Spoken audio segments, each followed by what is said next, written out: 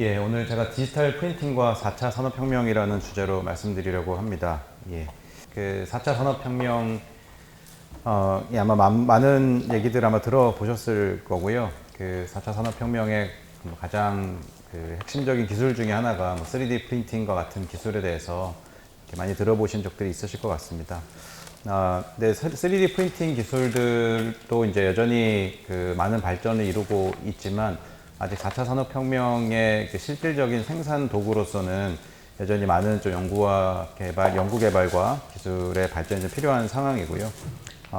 그것과 유사한 기술이긴 합니다만 저희가 디지털 프린팅이라는 여러분들이 익히 아시는 아마 잉크젯 프린터와 같은 기술들이 지금 4차 산업혁명의 선두에서 이렇게 새로운 생산 공정으로서 혁명들을 이끌고 있습니다. 그래서 오늘 그 얘기를 좀 드리려고 합니다. 그래서 크게는 그 프린팅, 제가 말씀드리려고 한 디지털 프린팅 기술의 이제 역사와 그리고 원리들, 그리고 그게 지금 현재 저희에게 미치고 있는 여러 응용 사례들에 대해서 말씀드리려고 하고요. 그 응용 사례는 크게 이제 전자 산업에 대한 디스플레이라든지 센서와 같은 전자 산업에 대한 응용과 그리고 이제 바이오 프린팅과 같은 기술을 통해서 인공 장기를 만들고 새로운 약물을 검증해 나가는 그런 바이오의 응용들 이렇게 말씀을 드리려고 합니다. 예, 여러분들 잘 아시는 그 구텐베르그의 프린팅 머신이 1439년도에 이렇게 발명이 되었습니다. 이 머신은 뭐 잘 아시는 것처럼 이제 금속 활자로 되어진 알파벳을 안에다가 조합해서 넣고 그렇게 플레이팅을 한 다음에 거기다 잉크를 발라서 찍어내는 이제 그런 방식이죠. 실제 이제 첫 번째로 만들어진 책은 성경책이었습니다. 그 당시에 이제 뭐 정치와 어떻게 보면 종교가 하나로 이렇게 결합되어 있던 사회였기도 했고요. 실제 사람들에게 가장 필요로 했던 것이 이제 성경이었습니다. 저는 실제 이 구텐베르그 프린팅 머신으로 찍혀진 초창기 성경을 실제 이제 유럽 가서 제가 본 적이 있는데요. 정말 아름답습니다. 이게 1400년대 후반쯤에 찍혀진 거라고는 믿을 수 없을 만큼 굉장히 색감이 정말 아름답고요. 채도가 높고 여전히 그 아름다움 유지하고 있는 실제 이제 사례들도 보기도 하였는데요. 생각했던 것보다 굉장히 정교하지 않습니까? 보시는 것들도 여러 패턴들도 있고요. 다양한 색깔들도 만들 수 있는 예, 이게 이제 1400년대 후반, 1500년 초반쯤에 찍혀진 그런 이제 성경입니다. 여기 구텐베르그 이전의 유럽 사회는요, 그 책이 없었던 시대입니다. 그래서 일반 사람들이랑 책은 없었고요. 그러다 보니까 사람들이 그 illiterate population, 그래서 이제 문맹률이 이제 대부분 그러니까 글자를 읽을 수 있는 사람이 거의 없었죠. 예, 그러니까 책이 없으니까 읽을 필요도 없었고요. 그러다 보니까 모든 정보가 이제 이렇게 말에서 말로 전해지는 그런 이제 정보였습니다. 책을 읽을 수 있는 사람은 아주 소수의 엘리트들, 그 다음에 종교 지도자들만 이제 책을 읽을 수 있었고, 그러다 보니까 뭐 요즘도 그런 이슈들이 물론 있습니다. 정보의 독재화가 일어나죠. 소수의 사람들만 정보를 가지고 있는, 특히 이제 성경을 읽을 수 있는 소수의 사람들만 권력을 소유하고 있었던 이제 그런 시대였습니다. 근데 이제 어떻게 보면 정보의 독재가 권력을 가져오잖아요. 근데 정보의 독재가 풀려나게 되면은 권력이 풀려나게 되는 거죠. 그래서 1500년대까지 2천만 권의 책이 약 3만 5천 개의 토픽에 대해서 생산이 됐다고 합니다. 프린팅 기술이 개발된 이후에. 그리고 잘 아시는 것처럼 이렇게 성경책들이 보급이 되기 시작하면서 이런 이제 아주 소수의 종교 지도자들만 뭐 하나님과 이렇게 소통할 수 있다는 그런 잘못된 신앙관에서 루터의 종교개혁 같은 것들, 이렇게 면죄부를 판다든지 이런 것들이 그 당시 소수의 종교 지도자들만, 나를 통해서만 하나님과 소통할 수 있다라는 그런 잘못된 신앙관이 모든 사람들의 성경을 이제 읽을 수 있게 되면서 개혁이 일어나게 되고요. 그러한 개혁은 이제 르네상스로 이어나게 되고, 그리고 현재 과학의 기틀을 놓았던 과학혁명들도 1500년대, 1600년대에 걸쳐서 일어나게 됩니다. 그래서 이런 어떻게 보면은 이제 뭐 저희가 지금은 생각하기 좀 어려운 시대이긴 하지만 실제 종교개혁이 일어나고 르네상스가 일어나고 과학혁명이 일어났던 거에 가장 근간에는 이런 이제 프린팅 기술의 개발이 있었고, 그 프린팅 기술의 개발은 소수의 사람이 이렇게 점령하고 있었던 정보와 어떤 지식을 많은 사람들이 함께 나눌 수 있게 해준 굉장히 이제 획기적인 발명이었습니다. 제가 한 가지 예시를 가져왔는데요. 요 책은 어떤 책이냐면은, 여러분, 우리가 이제 익히 들어서 아는 이 갈릴레오 시데리우스 눈시우스라는 책입니다. 이렇게 달의 표면과 달에 있는 여러 분화구라 이런 것들을 관측해서 처음으로 갈릴레오가 발표했던 그런 책입니다. 1610년에 이렇게 만들어졌고요. 프린팅 관점에서 보시면 여러분 어떻습니까? 이게 손으로 쓴 것 같지는 않으시죠? 그 전에 모든 책들은 다 손으로 양피지에다가 손으로 써서 복사를 했던 시대였고요.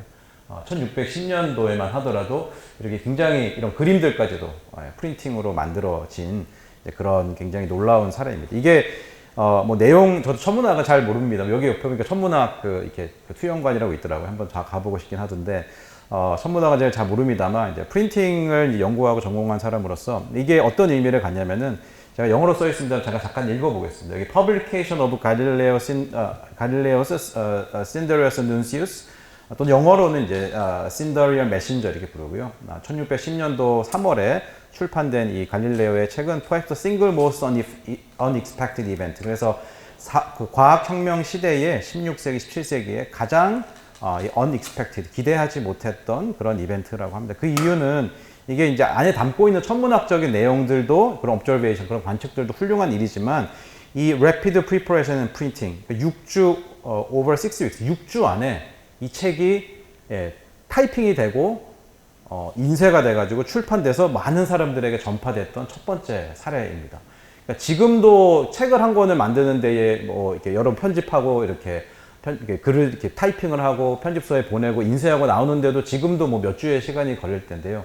이 당시에 만들어진 기술들로 6주 만에 이런 새로운 정보와 이런 지식들이 책으로 만들어져서 관련된 모든 사람들이 읽을 수 있게 되었던 엄청난 이제 획기적인 그런 기틀입니다. 그래서 갈릴레오가 뭐 많은 그 관측들을 해왔고 새로운 발명들을 해왔고 그 사회적으로도 굉장히 많은 이슈를 만들어냈지만 그런 이슈를 만들어낸 데 근간에는 이 프린팅 기술로 인해서 많은 사람들이 그 정보를 빠른 시간 안에 만날 수 있게 해줬던 그런 근간이 있습니다. 네, 이거는 그 1665년도에 나온 그 Philosophical Transactions라는 첫 번째 연구 논문입니다. 그러니까 저희 교수들이 하는 그 많은 가장 중요한 일들이 사실 연구로 해서는 출판을 하는 일이고요. 많은 분들이 이제 뭐 저희 부모님도 그렇습니다만 이제 방학했는데 이제 뭐 하고 노냐 이제 얘기를 하시지만 저희들이 하는 이제 가장 많은 일은 사실 교육, 뭐 저희 같은 연구 중심 대학에 있는 교수들은 교육에도 물론 신경을 많이 쓰지만 교육보다는 사실 연구를 해서 출판을 해내서 그 지식을 하나의 문서화된 글로서 만들어내는 것이 저희가 하는 가장 이제 중요한 일인데요. 이게 바로 첫 번째로 그런 논문화된 책에서 나온 그런 지식을 만들어낸 첫 번째 논문입니다. 그래서 여기도 첫 번째 인트로덕션에 보면 쭉 읽어보면은 이제 프레스, 이렇게 프레스라는 단어 보이시죠? 그래서 이렇게 책을 만들어서 프레스 해가지고 많은 사람들에게 지식을 이렇게 나누는 것이 굉장히 중요한 일이다라고 시작을 하면서 첫 번째 넘버 1입니다. 그 책이 나왔습니다. 이렇게 그 1600년대, 1700년대 이제 논문들이나 이런 것들을 보게 되면은 굉장히 재미있는 일들이 많이 있습니다. 우리나라는 뭐 잘 아시겠지만 그 직지라는 걸 통해서 이렇게 새로운 그 프린팅 머신을 먼저 개발하기도 하였지만 사회에 큰 변화를 미치지 못했죠. 근데 제가 그 이렇게 역사나 이런 것들을 아주 잘 알지는 못하지만 제가 이제 찾은 것 중에는 아마 이 독립선언문, 이게 우리나라 프린팅 기술이 우리나라 역사에 가장 큰 영향을 미쳤던 사건이 아닌가 생각합니다. 그 얼마 전 몇 년 전에 그 우리나라 3.1절 100주년 행사도 했었잖아요. 그때 이제 100주년 때 제가 여러 뭐 방송이나 다큐멘터리를 봤더니 3.1절 때 그냥 이렇게 뭐 이렇게 만세삼창 이렇게 했던 것들이 아니었고, 사람들을 모아놓고 이 독립선언서를 다 같이 한 분이 앞에서 낭독을 한 다음에 만세삼창을 하고 그다음 다 같이 이렇게 행진해서 나갔던 그런 요 포맷을 가지고 전국에서 동시에 일어났다고 하더라고요. 근데 아마 말모이라는 영화 아시나요? 유해진이 그 주인공의 말모이라는 영화를 보면은 이 프린팅 머신을 밤에 몰래 이 독립선언문을 프린팅을 하고 전국 곳곳으로 배달을 해야 되는데 그 당시 이제 순사들 몰래 배달을 이렇게 어떻게 택배를 보내는 그런 장면들도 나오긴 합니다. 순사가 쳐들어와서 뭐 이것들을 이제 회방을 놓고 하는 얘기들도 나오는데요. 그 당시에 이제 남자들이 이것들을 인쇄를 해서 들고 가면 들키니까 고등학교 여자들에게 이거를 맡겨가지고 이제 전국 방방곡곡에 이렇게 위험한 곳에는 이렇게 보내기도 했다는 얘기들이 나오더라고요. 그래서 보면 이제 우리는 이에 우리 조선이 독립한 나라임과 조선 사람이 자주적인 민족임을 선언하노라 이렇게 나가는 독립선언문을 전국 곳곳으로 만들어 이렇게 이렇게 배포하게 된 가장 큰 근간에는 이 프린팅 머신이 있었습니다. 네, 그래서 이게 보송사에 보니까 35,000부의 독립선언문 인쇄해서 배포했던 내용들이 있고요. 옥파 이종희 선생님께서 이걸 만들어서 그 당시 이제 실제 했던 그런 얘기들도 나오긴 합니다. 그래서 뭐 잘 아시는 것처럼 이제 직지가 그 구텐베르그의 프린팅 머신보다 거의 100여 년 먼저 우리가 개발을 했잖아요. 그리고 지금 저는 지금 못 가는데 50년 만에 오른쪽에 있는 게 실제 직지 프랑스 국립도서관에 있는 직지의 모습입니다. 저도 사진으로밖에는 못 봤고요. 지금 그 50년 만에 처음으로 이렇게 그 사람들이 공개해서 지금 전시를 하고 있다고 하더라고요. 그래서 4월부터 3개월간 하고 있다고 하는데 정말 가고 싶습니다만 제가 가지 못한 게 참 아쉽습니다. 예. 근데 이제 직지도 마찬가지 우리나라 기술은 이 당시 이제 세종대왕께서 이것들을 굉장히 활용을 많이 하셨다고 합니다. 이게 제가 옛날 유학생할 때 재밌게 봤던 뿌리 깊은 나무라는 드라마에서 보면은 이렇게 이런 활자들을 실제 소품들을 정말 잘 준비를 했더라고요. 예, 짧게 지나가는 장면이지만 이런 소품도 잘 준비했습니다. 요 석보상절이라는 글 아시나요? 석보상절 보시면은 오른쪽부터 읽으면 돼요. 예, 석보상절 제6 그래서 세존이 쌍두산에 가사 용과 귀신과 위하여 설법하시더라 이렇게 나오는데요. 이 석보상절이 한글을 프린팅으로 처음으로 인쇄해서 만든 한글 책입니다. 그래서 아마 우리나라 한글이 세종대왕 때에 많이 전파가 되었다면은 한글은 알파벳 문자잖아요. 그래서 이 기술과 결합이 되었다면 굉장히 빠른 시간 안에 아마 우리나라가 서양보다도 더 문명적으로 앞선 나라가 될 수도 있었겠습니다만 한글도 사실 그 당시에 전파되는 데 실패하고 프린팅 기술도 같이 이렇게 묻혔던 굉장히 어떻게 보면은 이제 기술을 하는 사람으로서는 이제 안타까운 시간이 아닐 수 없습니다. 네, 이 기술은 굉장히 오랫동안 이렇게 사용이 되었는데요. 최근 한 60, 70년대까지 우리나라 신문 만들 때도 여전히 이 똑같은 기술을 사용했습니다. 그래서 이것도 제가 방송에서 인스파이어라는 채널에서 가져온 자료인데요. 주조, 활자를 이제 처음에 만들고요. 그리고 이 활자들을 이제 뽑는 과정이 있죠. 문선. 그래서 뽑으시는 분은 뭐 거의 손이 안 보일 만큼 기역, 니은, 디귿, 아야, 어여 이런 걸 뽑아서 이제 글자를 만드는데요. 굉장히 빠른 시간 안에 뽑으셨다고 합니다. 그리고 식자, 그래서 활자를 심어서 판을 짜는 과정이 있고 이제 조판된 것을 인쇄하는 인쇄 이런 과정들을 통해서 한 권의 책이 나오는데요. 이게 이제 굉장히 최근까지도 수백 년 동안 쓰여왔던 그런 인쇄 기술입니다. 지금은 되게 다양한 기술들이 있습니다. 이 그래프는 오른쪽은 이제 하나의 인쇄 기술이 찍어낼 수 있는 가장 작은 사이즈, 보통 이제 10에서 50 마이크로미터 정도, 우리 머리카락 사이즈가 한 100에서 200 마이크로 정도 되거든요. 그러니까 그거의 10분의 1 정도 되는 수준에서 대부분 프린팅들이 찍어내고 있고요. 이 Y축은 이제 시간당 얼마나 많은 양을 찍어내느냐 하는 겁니다. 그래서 프린팅은 어쨌든 생산 방식이기 때문에 모든 생산 방식은 생산량이 얼마나 되느냐가 이제 굉장히 중요합니다. 예, 그래서 뭐 여러 기술들이 있습니다만 제가 요거는 시간 관계에서 좀 넘어가고요. 이 여러 기술들 중에 이제 잉크젯, 리퀴드 이런 이제 액적을 이용한 방식이 있습니다. 요거는 여러분들 한번 집에 가서 실험해 보셔도 재밌을 텐데 이게 싱크대에서 물을 살짝 틀어 넣고 물이 이렇게 쭉 이렇게 나오게 요 정도로 나오게끔 한번 해 놓으시고 소리를 잘 들어보시면요. 소리가 어떤 소리가 들리냐면은 두두두두두두 하는 소리가 들리실 수 있습니다. 예. 물줄기가 왜 나오는데 왜 두두두두 하는 소리가 들릴까요? 그 이유는 이제 보시는 것처럼 물줄기는 나오면은 줄기가 나오다가 방울방울로 깨집니다. 예, 브레이크업 된다고 표현을 하는데요. 그게 신기하지 않습니까? 물줄기가 나오다가 쭉 나오면 되지 왜 얘가 방울방울로 이렇게 브레이크업이 되느냐 하는 것이 이제 19세기 후반에 많은 물리학자들이 풀고자 했던 굉장히 큰 난제 중에 하나였습니다. 그래서 모든 리퀴드는 우리가 익히 아는 이제 표면 장력 같은 이제 그 내부적인 힘 때문에 이렇게 쭉 나오지만 그 나오는 것이 끝까지 가지 않고 얘가 가지고 있는 관성을 잃어버릴 때쯤 되면은 이 물이 가지고 있는 굉장히 높은 표면 장력 때문에 작은 물방울로 이렇게 브레이크업 돼서 방울방울 떨어집니다. 그러니까 이런 것들을 이용하는 것이 이제 잉크젯 프린터의 예인데요. 예. 요 사진 한번 잘 보시겠어요? 아까 찍은 거는 진짜 사진이고요. 요거는 보시면 1833년도에 사바르라는 프랑스 물리학자가 보여준 사진입니다. 보여준 건데요. 사바르라고 혹시 이 전자기학 하면서 사바르의 왼손 법칙 뭐 이런 것들이 있습니다. 그래서 이 전자기학을 했던 사람들도 이 당시 이제 이런 유체, 이렇게 리퀴드 제시 어떻게 되는지 궁금한데, 이거 한번 보시면은 재밌는 것들을 관찰할 수 있으실 텐데요. 자세히 한번 보시면은 뭔가 물방울이 어떤 변화를 가지고 이렇게 나갈까요?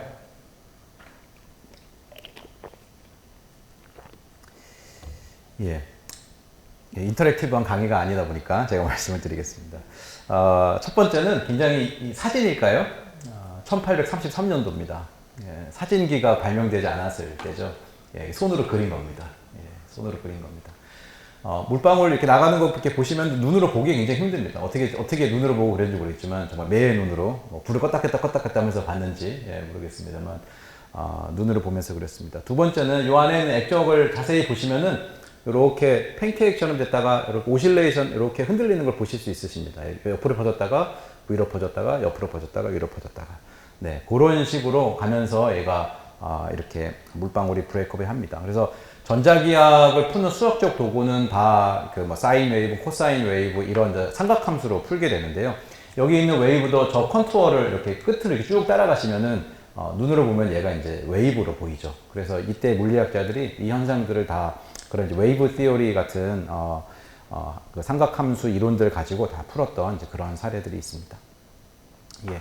그래서 쭉 나오는 방울방울 된 거를 지금 이제 사용하기도 하는데요. 이거는 이제 컨티뉴어스 잉크젯 프린터라는 건데, 여러분들 아마 뭐 이런 물 같은 거 사서 보시면은 오른쪽에 보시는 것처럼 이런 뭐 이게 사람 이름이나 날짜 같은 거 찍혀 있는 거 있잖아요. 이게 지금 요 방식으로 찍히고 있습니다. 그래서 쭉 나오는 잉크가 방울방울 나오고 그 방울방울을 이제 대전을 시킨 다음에 이렇게 전압을 가하게 되면은 이제 방향이 움직이기도 하고 직접 가기도 하고 이렇게 이제 온오프 형식으로 합니다. 이런 방식으로 글자를 찍어내기도 합니다. 네, 그런 기술들이 이제 가다가 1986년도에 굉장히 새로운 기술을 하나 만나게 됩니다. 바로 이제 잉크젯 프린터인데요. 네, 이거는 아인슈타인 모습이 그려져 있죠. 그래서 그 캐논하고 HP에서 이게 디지털 잉크젯 프린터라는 새로운 프린터를 내놓게 됩니다. 이게 사실은 뭐 우리가 지금 여러분 잉크젯 프린터 다 써보셔서 집에서 쓰실 텐데 엄청나게 큰 발명인 게요. 그 당시만 해도 이제 뭔가 지식을 문서화된 형태로 책의 형태로 인쇄를 하려고 그러면은 그 인쇄소에 가야 됐잖아요. 인쇄소 가까이 있지 않은 굉장히 큰 인쇄소에 가야 됐고, 학자나 뭐 이런 글을 쓰는 사람들만 이제 뭔가 문서화된 형태로 만들어낼 수 있었다면은 그 인쇄소를 집 안으로 들여온 거거든요. 들여와서 집에서도 누구나 내가 원하는 것들을 문서의 형태로 뽑아내게 해주는, 어떻게 보면은 굉장히 엄청난 발명이죠. 그래서 요 잉크젯이 하는 일들은 요 발레리나를 보시고, 이거는 디스커버리 채널에서 나왔던 장면인데, 요 발레리나의 모습을 보시면은 잉크젯이 하는 일은 어떻게 보면 간단합니다. 이렇게 RGB, 그러니까 CMY네요. 사이언, 마젠타, 옐로우 세 가지 색깔을 정확한 내가 원하는 곳에 찍는 일이 답니다. 그래서 그런 색깔을 쏘고요. 그 다음에 까만색 잉크가 있는데, 뭐 CMY면은 모든 색을 다 표현할 수가 있는데요. 까만색 잉크는 이제 까만색은 뭐 늘 많이 쓰니까 까만색 잉크가 달려 있습니다. 그래서 이제 이 세 가지 색의 이제 조합들을 통해서 다양한 색깔들을 만들어냅니다. 근데 여기서 이제 한 가지 궁금한 점이 있죠. 이렇게 세 가지 색을 이런 식으로 점을 찍어가지고 다양한 그림도 그려내고 한다는 것도 되게 새로운 아이디어 아닐까요? 굉장히. 네. 그림을 하나 그려낼 때. 지금 우리 디스플레이, 여러분 보신 텔레비전도 다 이런 원리거든요. 그때는 RGB 색의 삼원색이 아니라 빛의 삼원색을 가지고 다양한 색깔을 만들어냈는데요. 이 아이디어를 누가 냈을까요? 이 아이디어를 이제 공학자가 내지는 않았고요. 이 아티스트가 냈습니다. 여기 보시면은 조르주 수라라는 프렌치 그 포스트 임프레셔니스트, 그러니까 후기 인상주의 화가인데요. 이건 제목은 서커스라는 그런 제목의 그림입니다. 색감이 뭐 아주 다양하지는 않지만 그래도 다양한 색조들이 보이시죠? 여러분 여기 있는 작은 어린아이를 한번 보시겠습니다. 네, 보시면은 딱 세 가지 색깔만 썼죠. 이렇게 파란색처럼 보이게 사이언 색깔이고요. 옐로우 색깔이 있고 마젠타라는 약간 붉은기 있는 그 색을 세 가지 색을 써서 대부분 점을 찍어가지고 이 색깔을 표현을 해냈습니다. 제가 최근에 이제 프랑스 영국에 가서 요거는 이제 화장을 하고 있는 여인이라는 아마 그런 이름의 조르주 수라의 다른 그림인데요. 이 수라라는 작가가 30살에 돌아가셨습니다. 근데 이제 굉장히 은둔형 화가였고요. 돌아가시고 봤더니 이제 같이 살았던 여인이 하나 있었다는 것도 알려졌습니다. 보시면은 이제 마찬가지로 이건 제가 직접 찍은 사진인데요. 이렇게 보시면은 예, 이렇게 세 가지 색깔들만 가지고 이 그림들을 표현해낸 것을 알 수 있습니다. 이 그림에서 한 가지 이상한 그림 자체에서 뭐 이거 상관없는 얘기긴 한데 이상한 조금 특이한 그림에서 이거 말이 되나 하는 그런 부분이 있으실까요? 말이 되나? 이게 그림이 좀 이상한데 예, 그런 게 있으실까요?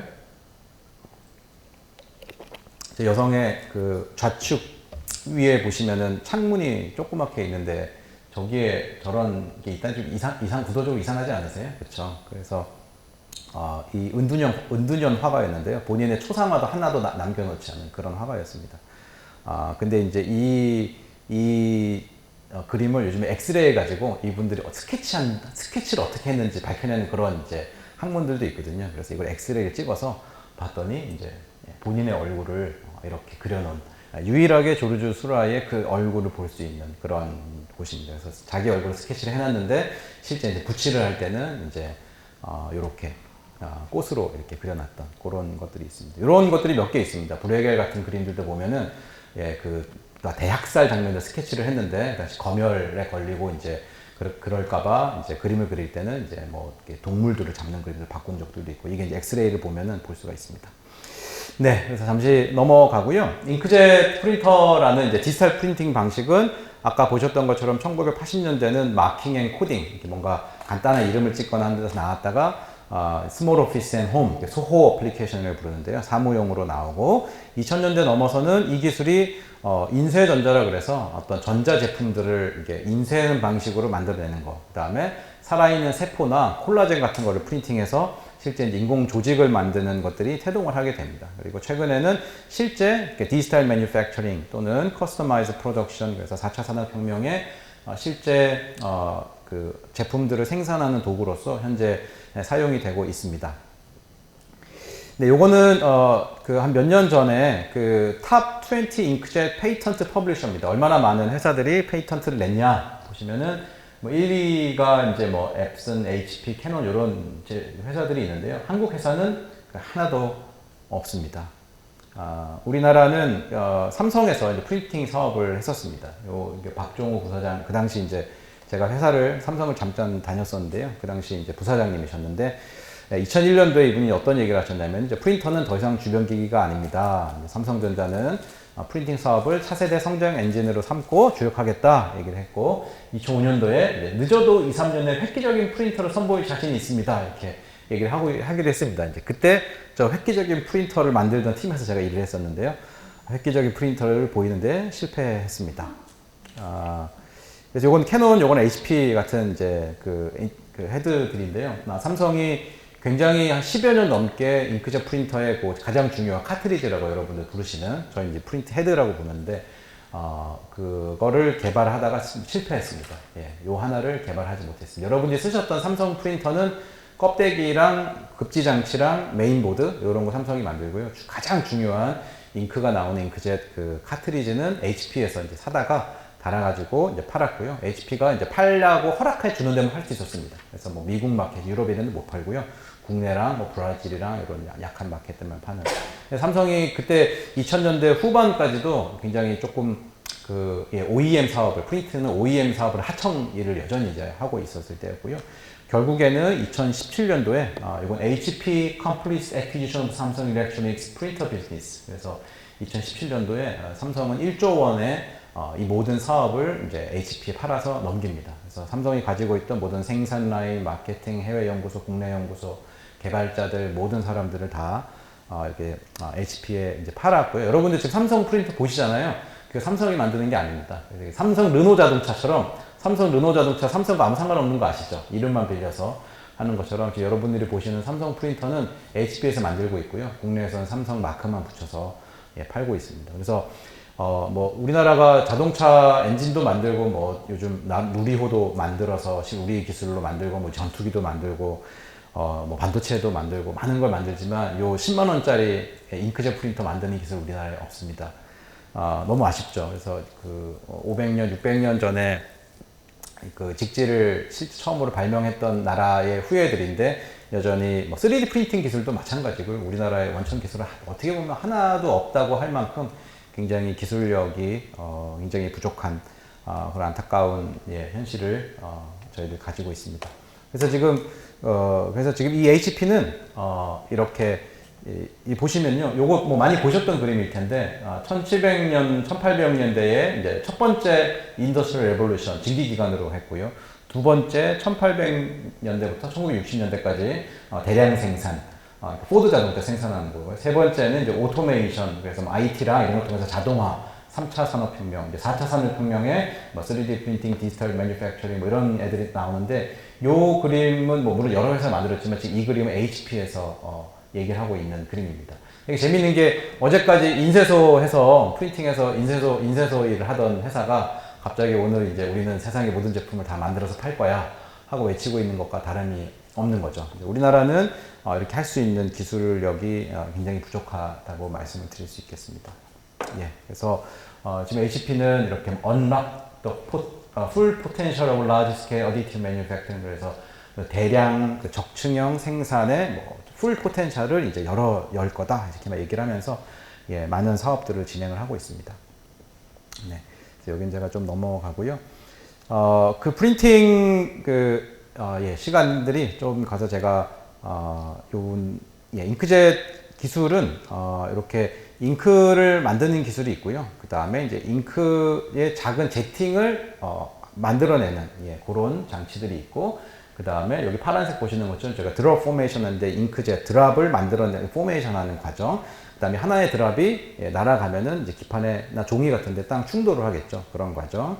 그 다음에 그런 드롭들이 모여서 라인을 형성하고 필름을 형성하고 그 다음에 이제 건조되는 그런 과정들로 되어져 있습니다.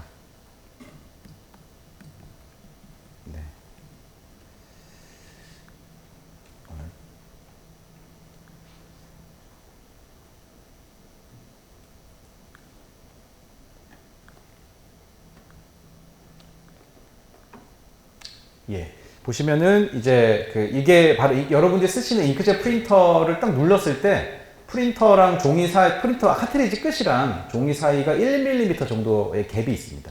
그 갭 안에서 잉크가 나오는 모습입니다. 그래서 이렇게 하나의 뭐 펄스가 이렇게 들어가면은 이렇게 하나하나 드롭을 우리가 컨트롤 할 수가 있거든요. 그래서 잉크젯 카트리지 노즐에서 나와서 이렇게 드롭이 형성이 되고 필라멘트가 쭉 나오면서 이제 메인 드롭으로 이렇게 합쳐져서 하나의 드롭이 나오는 이런 과정들로, 이런 드롭이 1초에도 이제 수백만 방울들이 나오면서 여러분들이 이제 글자를 찍거나 문서를 찍거나 뭐 하면은 정확한 곳에 이런 잉크젯 제팅들이 정확한 곳에 가면서 그런 인쇄가 되는 과정입니다. 하나의 또 중요한 프로세스가 이제 건조인데요. 잉크 이베포레이션. 여러분들 커피를 하나 똑 떨어뜨리면 우리가 커피 링 효과라 그래서 커피를 딱 떨어뜨리면은 커피 이렇게 끝으로 막 이렇게 엣지 쪽으로 이렇게 링 같은 게 형성되는 거 보신 적이 있으신지 모르겠습니다. 이제 여기 아마 어머니들이 많이 계신 닦으시다 보면은 뭐 이렇게 흘린 자국들을 보면 이렇게 자국이 이렇게 남잖아요. 이게 전체가 남는 게 아니라 엣지 쪽으로, 가 쪽으로 이렇게 남는 것들을 볼 수 있는데요. 그거는 그 안에 있는 이제 커피 파티클들이 이게 마르면서 다 이렇게 그 끝 쪽으로 이동하기 때문에 생기는 현상이거든요. 그래서 또 많은 이제 물리학자들이나 이제 기초 연구를 하시는 분들이 이런 일이 왜 일어날까 이런 연구들도 많이 했습니다. 근데 실질적으로는 이게 산업에서도 굉장히 중요한데요. 제가 이따가 말씀드리겠지만 그 프린팅을 통해서 이런 이제 실제 우리 TV나 모니터를 만들고 있습니다. 모니터를 만드는데요. 이렇게 건조가 다 되고 나서 만들어지는 작은 막이 생기는데 그 막이 이렇게 유니폼하게 형성돼야지 빛이 골고루 날 거잖아요. 근데 만약에 그 막에 있는 물질들이 다 이렇게 엣지 쪽으로 이동하면은 엣지 쪽에서만 빛이 나고 가운데 빛이 들나겠죠. 이제 그러면은 이제 그게 불량이 되거든요. 그래서 디스플레이 회사들이 어떻게 하면은 건조가 끝난 다음에 내가 쏜 물질들이 이렇게 유니폼하게 잘 막을 형성할까 하는 것이 굉장히 큰 이제 최근에 연구하고 있는 큰 주제들 중에 하나입니다. 이렇게 건조하는 데서도 되게 다양한 재미있는 현상들이 나타나는데요. 물방울 하나가 이렇게 있잖아요. 물방울 하나가 있는데 어떨 때는 요 모양을 그대로 유지하면서 이렇게 슈링킹 되면서 건조가 되기도 하고요. 어떨 때는 이 컨택된 요 부분들은 그대로 있고 저 위에서 요런 쭉 아래쪽으로 이렇게 건조되면서 건조가 되기도 하고요. 어떨 때는 얘가 동시에 이렇게 일어나면서 막 움직이면서 건조가 되기도 합니다. 그래서 그런 걸 제가 하나 보여드릴 텐데요. 여기 보시면은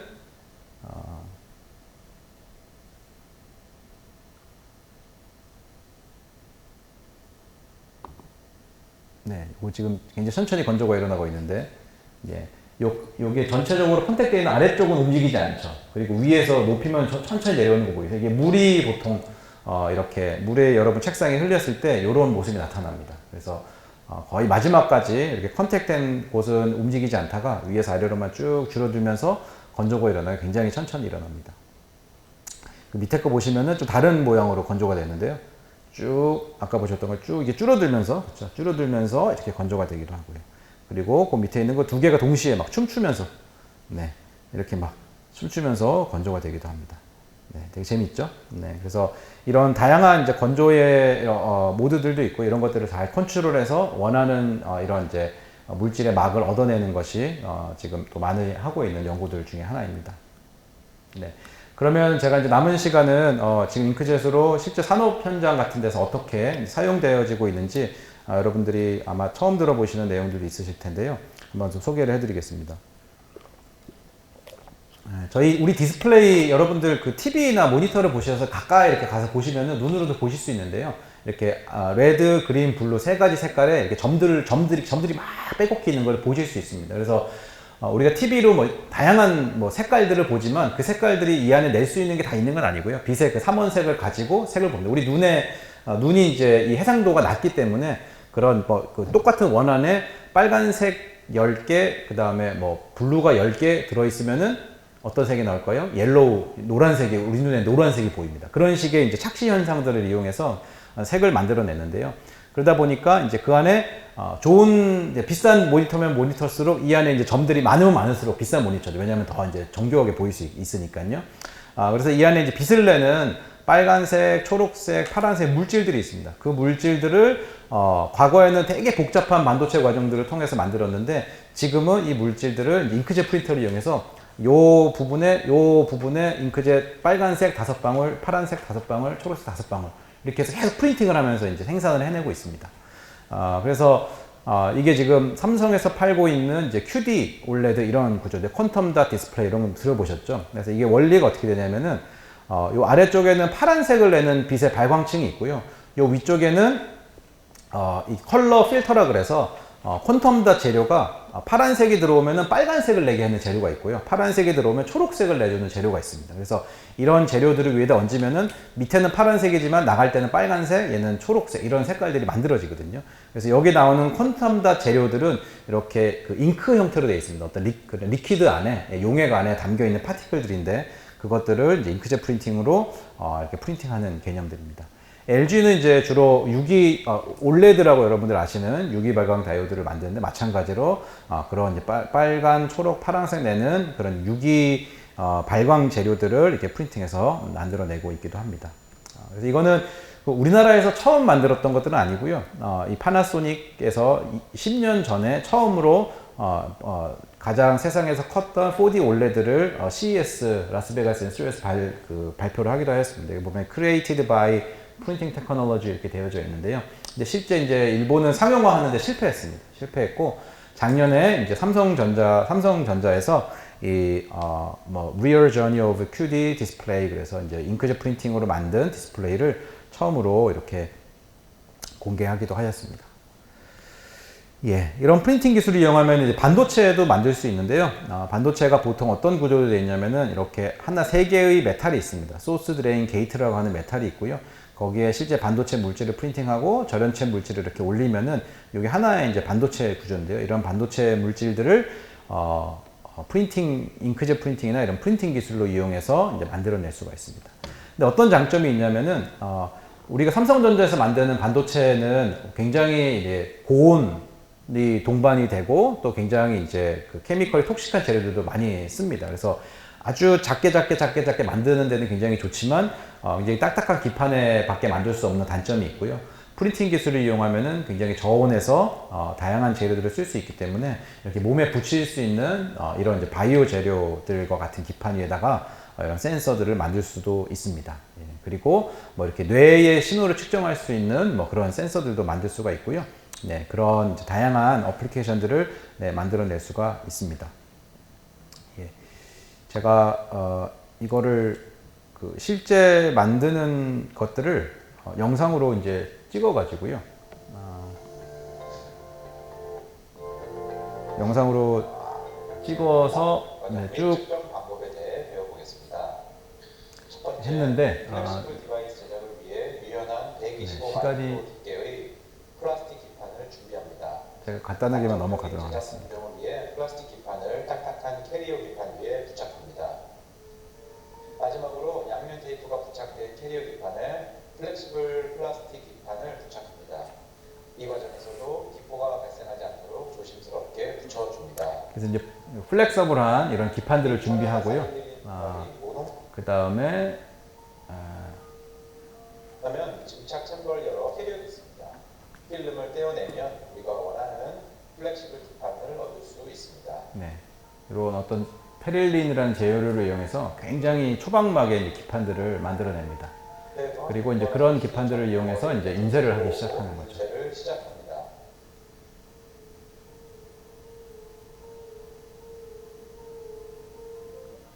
인쇄 공정이 시작되면 카트리지에서 잉크가 분사되어 원하는 정급 어레이 패턴이 기판에 출력됩니다. 능동 매트리스 어레이 제작 두 번째 과정인 노즐 인쇄 공정입니다. 기판에 출력됩니다. 또 잉크가 분사되어 반도체 어레이 패턴이 기판에 출력됩니다. 능동 매트리스 어레이 제작 세 번째 과정인 절연 물질 증착 공정입니다. 기 제작된 기판을 그래서 이런 과정들을 통해 가지고 이제 인쇄를 하고 이런 과정을 통해서 이제 반도체를 만들어내고 있습니다. 그리고 이제 다음으로는 제가 그 세포를 프린팅하는 모습을 보여드릴 텐데요. 지금 왼쪽에 그 영상으로 보시는 게 실제 이제 세포들이 프린팅되는 과정이고 오른쪽에 이런 세포들이 쫙 어레이처럼 프린팅된 모습을 볼 수 있습니다. 보시면은 작은 드랍 요 안에 그 잉크의 볼륨이 한 10의 마이너스 10승 리터 정도 되는데요. 무지하게 작은 액정 안에 하나의 작은 세포가 담겨 있습니다. 그래서 이런 세포를 정확하게 내가 원하는 것에 놓음으로써 우리가 원하는 장기나 조직들을 만들어낼 수가 있는데요.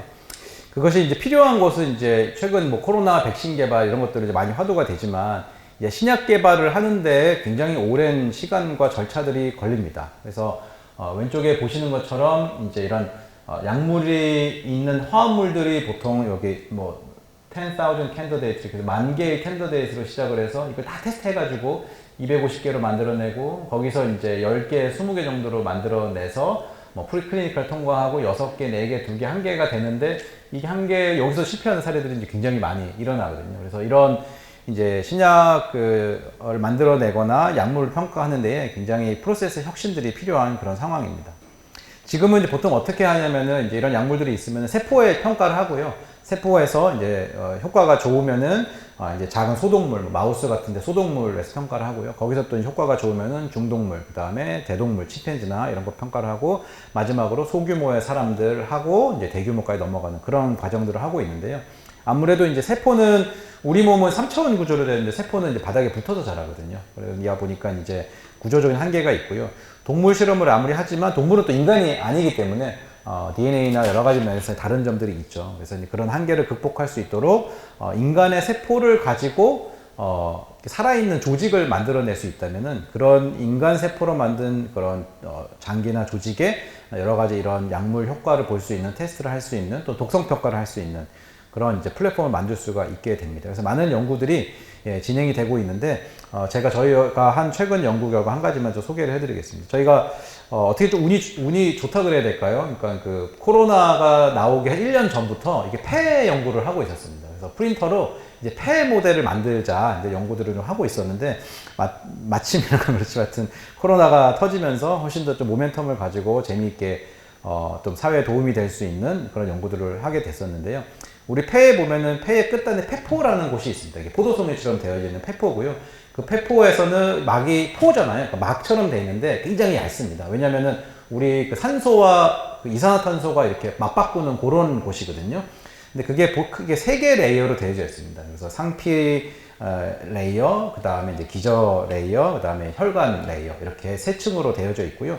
굉장히 얇아서 이제 가스들이 이렇게 익스체인지 할 수 있는 그렇게 되어져 있는데 우리 폐포 전체를 이제 모사하고 하는 건 아직은 기술이 되지 않습니다. 대신에 이 폐포에 있는 그 조직을 만들어낼 수가 있는데요. 이렇게 아래쪽에 혈관층을 프린팅하고 그 다음에 이제 기저층을 프린팅하고 그 위에 상피층을 프린팅한 다음에 각각에 맞는 세포들요 프린팅을 하고 우리 폐처럼 이렇게 잘 분할을 시켜주면은 폐포의 기능을 가지는 그런 구조와 기능을 가지는 그런 조직을 만들 수가 있습니다. 그래서 저 위에 보시는 것처럼 맨 아래쪽에 혈관층이 있고 중간에 기저층이 있고 위쪽에 상피층이 있는데 굉장히 얇고 여러 가지 이제 기능들을 다 검사를 했을 때 폐포의 기능을 굉장히 잘 모사하고 있는 그런 이제 조직을 저희들이 만들었거든요.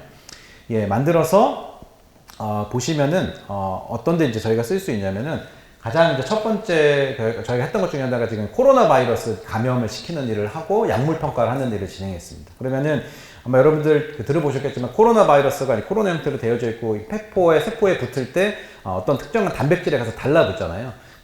그거를 달라붙게 하는 단백질이 이제 ACE2라는 단백질, 그 다음에 TMPRSS2라는 그런 단백질이 있고 거기다가 붙거든요. 그래서 우리 만든 조직이 그런 단백질을 잘 발현하고 있는가를 먼저 테스트를 합니다. 그럼 보시면은 저희 조직이 이제 굉장히 많은 그 ACE2 단백질을 내고 있는 걸 알 수 있고요. 그런 것들을 염색을 하면 볼 수가 있습니다. 그래서 여기 보시면 요 위쪽에 보시면 이렇게 좀 갈색으로 되어진 요 레이어 있잖아요. 요게 상피층 끝부분입니다. 폐포의 가장 끝 레이어인데 거기 보면은 저런 ACE2 단백질이 있는 걸 염색을 알 수 있거든요. 저 단백질에 코로나 바이러스가 가서 달라붙는 겁니다. 그래서 얘는 이 조직은 이제 폐포의 역할도 잘 하지만 코로나 바이러스도 굉장히 잘 달라붙을 수 있는 조직이구나를 알게 돼서 이제 실제 코로나 감염을 시킵니다. 이건 실제 우한에서 발생된 그 첫 번째 타입의 코로나를 감염을 시켰는데요.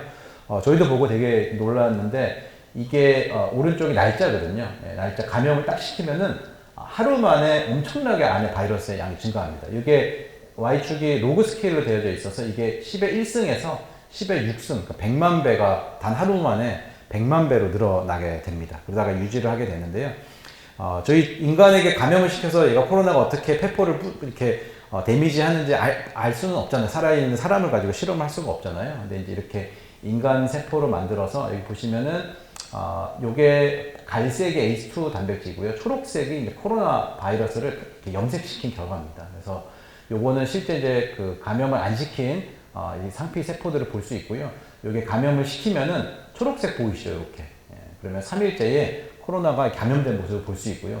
감염된 초록색이 점점 늘어나고 여기 이제 10일, 20일 되면은 막 세포들이 막 떨어져 나가는 모습들을 볼 수 있습니다. 실제 감염이 많이 일어났을 때 이렇게 상피의 세포에 있는 조직들이 이렇게 붕괴되고 떨어져 나가는 모습들을 볼 수 있습니다. 요거는 이제 MOI라는 거는 저희가 몇 개 세포를 가지고 만들었는지 알 수가 있거든요. 세포 100개당 0.0이니까 100개당 바이러스가 하나, 이렇게 숫자를 세서 하는데 바이러스가 10배, 그러니까 세포 10개당 바이러스 하나를 감염시키면 훨씬 더 그런 이제 붕괴가 빨리 일어납니다. 그래서 이렇게 상피세포의 탈락과 조직의 붕괴 이런 것들을 관찰을 해낼 수가 있습니다. 그러면 이제 이 코로나 바이러스가 인간의 폐포에 감염됐을 때 어떻게 얘를 이제 망가뜨리는지 볼 수 있으니까요. 얘를 이제 치료할 수 있는지 여기서 테스트를 해볼 수 있습니다. 그래서 제가 긴급 승인을 받은 약물들이 몇 개 있잖아요. 뉴스에도 많이 나왔던 렘데스비르라는 약물하고 몰루피라비르라는 약물이 있습니다. 실제 그걸 테스트를 해보면요. 네, 여기 보면은 이제 초록색 감염이 되어 있죠. 이렇게 초록색이 바이러스인데요. 얘는 이제 3마이크로몰 굉장히 작은 양을만 넣어도 몰루피라비르는 초록색이 사라졌죠. 다 이제 감염이 파티클이 다 죽어났습니다. 근데 몰루피라비르는 훨씬 많은 양을 넣어야 돼요. 3마이크로 넣어도 여전히 초록색이 보이잖아요. 그렇죠? 그래서 여전히 3마이크로몰라를 넣어도 또 10마이크로몰라를 넣어도 완치가 되지 않는데 30마이크로몰라를 넣으면은 실제 이제 조직에서 바이러스 파티클들이 사라지는 것들을 볼 수 있습니다. 그래서 이거는 이제 이미 물론 이제 승인받은 약물을 가지고 한 거긴 합니다만 이제 다양한 약물을 가지고 이제 저희가 만든 조직에다가 처리를 해서 바이러스를 이제 실제 치료를 하는지 효과들을 볼 수 있고 치료하더라도 얼마의 용량을 넣어야 되는지 이런 것들을 이제 결정하는 데에 좋은 이제 데이터들을 제시할 수 있는 이제 그런 결과입니다. 예, 그 외에도 이제 이걸로 할 수 있는 일들이 또 많이 있는데요. 그 중에 하나가 이렇게 미세먼지가 우리 몸에 어떻게 문제를 나타내는지 볼 수 있는데요. 예, 이것도 마찬가지로 비슷하게 미세먼지가 저희 몸에 쳐졌을 때 이게 바이러스랑 비슷하게 이렇게 상피세포들이 막 떨어져 나가고 죽고 이런 현상들이 일어나고요. 그 다음에 여러 가지 이제 단백질 분석들을 했을 때 이런 염증들을 막 일으키는 그런 것들을 저희 모델에서도 이제 관찰을 할 수가 있습니다. 예, 그리고 뭐 최근에 그 가습기 살균제 같은 것들도 저희들이 쳐서 그 가습기 살균제가 인체에 어떻게 악영향을 주는지 이런 것들도 이런 모델들 가지고 저희들이 이제 알아낼 수가 있습니다. 예. 그래서 이 기술에 이제 앞으로 만날 수 있는 이 기술이 보여줄 수 있는 미래는 바로 이런 겁니다. 지금은 예를 들어 이제 제가 암에 걸리고 또 여러분들 누군가 똑같은 암에 걸렸다고 하면은 아마 저나 여러분이나 이제 병원에 가면은 처음에 똑같은 약을 쓰게 될 겁니다. 약을 한번 써보고 용량을 쳐보고 이제 잘 들으면은 그 약을 계속 쓰고 듣지 않으면 약물을 바꿔가고 이런 형태로 하잖아요. 이제 그거에 one treatment fits all, 그래서 한 가지 그 방식으로 모든 사람을 이렇게 치료한다라는 개념으로 현재는 이제 그런 방식으로 좀 많이 하고 있는 편인데, 미래에는 모든 게 이제 퍼스널라이즈드, 이제 개인화가 되는 거죠. 그래서 제 암과 여러분들이 만약에 암에 걸렸다면 그것들을 이제 분석을 하고 그 제 세포를 가지고 제 조직에 만약 위암이다, 그럼 위 조직을 제가 밖에서 만들 수가 있겠죠. 만든 다음에 다양한 약물들을 밖에서 테스트를 다 해보고 가장 나에게 잘 듣는 약을 저희가 처방을 해주는 그런 이제 그 퍼스널라이즈드 메디슨과 같은 그런 방식들이 지금 현재 아직은 조금 갈 길이 멉니다만 뭐 의사 선생님도 그렇고 저희 같은 엔지니어들도 이제 그런 미래를 이제 만들기 위해서 많은 노력들을 하고 있습니다. 예. 그래서 요거는 그 제가 피부 만드는 결과인데요. 요것도 영상이 좀 길긴 한데 잠시 보도록 하겠습니다. 배워보겠습니다. 본격적인 프린팅에 앞서 바이오 잉크를 먼저 제작합니다. 세포를 배양하고 있는 배양 접시에서 세포 배양액을 제거해 줍니다. 그래서 떼어내 줍니다. 예, 그래서 세포를 먼저 이제 침전시켜 줍니다. 원심 분리기를 통해 가지고 세포를 이제 침전을 시키고요. 네, 그렇게 만들어진 원심 분리기를 통한 침전이 완료되면 단백질 분해 요소가 포함된 상층액을 제거하고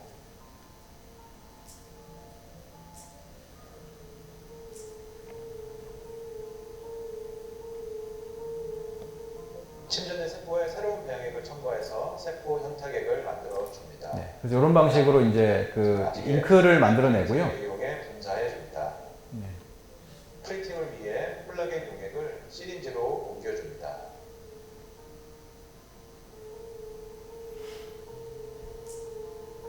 콜라겐 용액이 담긴 시린지를 마이크로사출 프린터에 연결해 줍니다.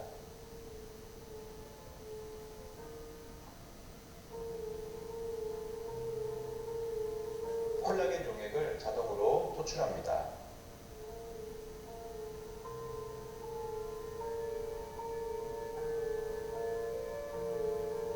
요거는 지금 콜라겐 용액을 가지고 우리 피부에 있는 진피층을 먼저 이제 프린팅하는 과정들을 보여주고 있고요. 진피층에 담겨 있는 그런 세포들을 잘 콜라겐에 섞어 가지고 잉크를 만들어서 층을 만들어주고 있습니다.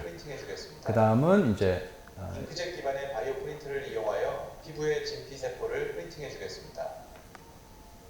진피 세포로 구성된 바이오 잉크를 준비하고 바이오 잉크가 담긴 레졸버를 프린터에 연결해 줍니다.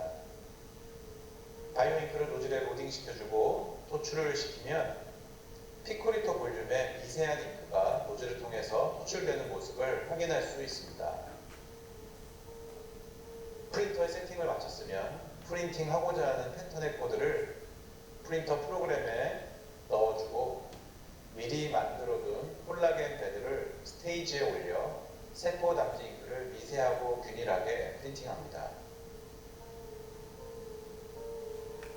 네, 워낙 액정이 작아서 눈에 보이진 않지만 저 위에 이제 한 번 더 그 진피층에 사용되는 세포들을 프린팅하고요. 세포 배양기 속에서 진피층을 성숙시키는 과정을 거칩니다. 그 다음에 이제 다시 한번 프린팅을 통해서 그 성숙화된 피부 조직을 표피층을 프린팅한 다음에 배양해 완전히 성숙화된 피부 조직을 얻게 됩니다. 특별한 배양들을 통해서 저렇게 이제 피부를 완성된 만들어냅니다. 피부 조직은 평가 및 분석을 해줍니다. 인공 피부 조직은 분석을 위해 동결시켜 얇은 두께로 잘라줍니다.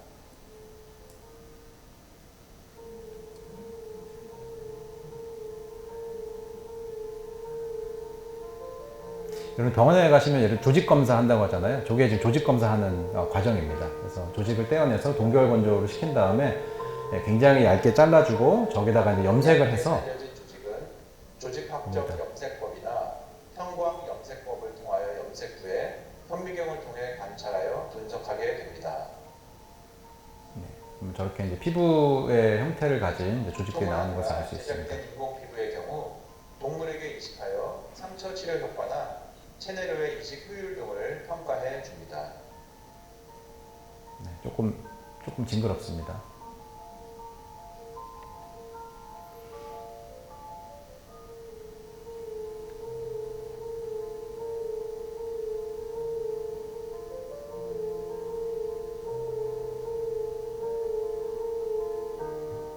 이제 상처 모델을 만드는 과정인데요. 실제 이제 마우스에다가 상처를 내서 이제 상처가 있는 마우스를 만들고요.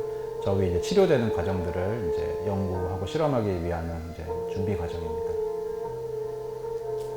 네, 이렇게 해서 상처를 내고요.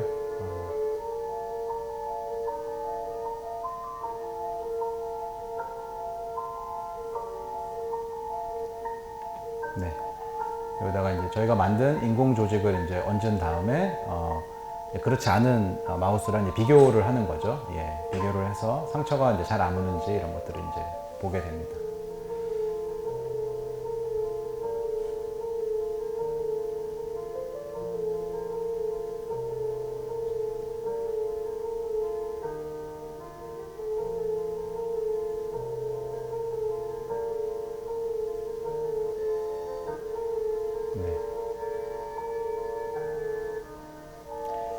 네, 여기까지 드렸습니다.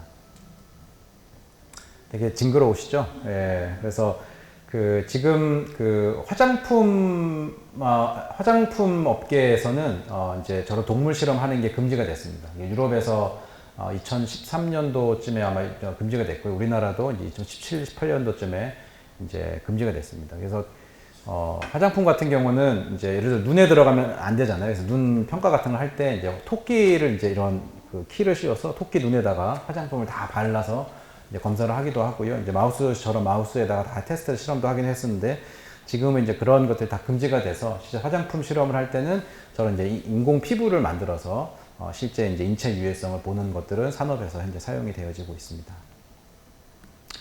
예, 그래서 제가 1시간여 동안 이렇게 여러 가지 말씀을 드렸는데요.